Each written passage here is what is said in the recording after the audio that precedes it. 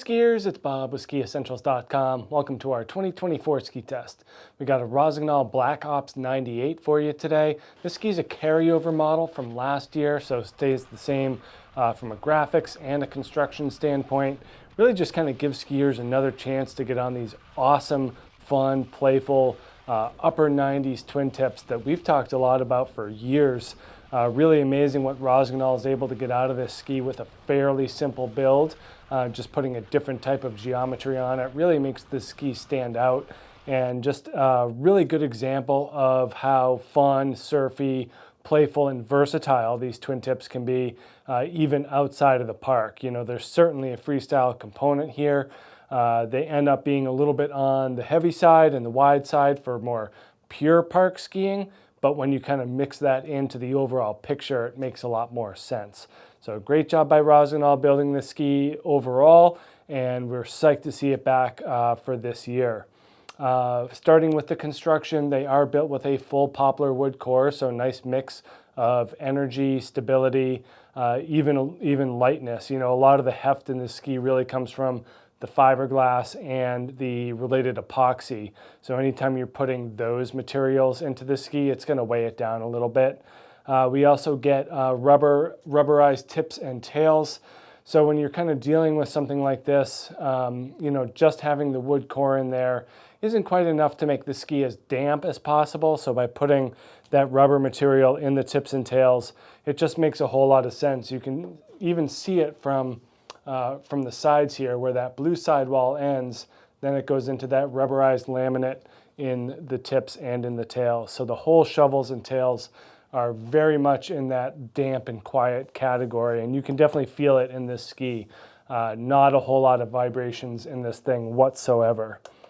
This is the 182, and get it on the scale, 2,050 grams. So definitely north of that 2,000 gram mark, putting it into the relatively heavy category. Again, there's quite a bit of mass here, just given the overall footprint of the ski, and then adding that fiberglass, the epoxy, and the rubber into the mix does add a little bit of extra weight. So not the most nimble from like a swing weight standpoint, but it's nice to have that stability there kind of when you let it go and ski more aggressively.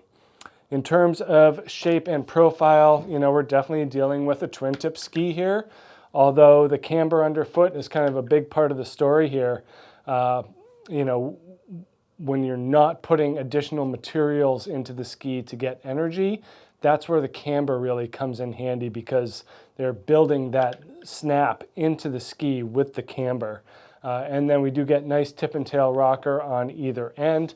Nothing crazy, you know, definitely falls more into that, I'd even say more all mountain rocker profile. We do have more of a gratuitous splay here in the tips, you know, just more distance between them when they're back to back, and that's kind of a nod to that twin tip and freestyle sense.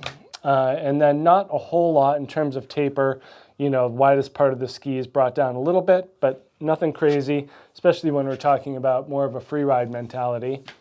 And then less splay in the tail, so not quite as symmetric as a more freestyle oriented ski, but still has enough splay to warrant, you know, switch takeoffs, landings, backward skiing, stuff like that.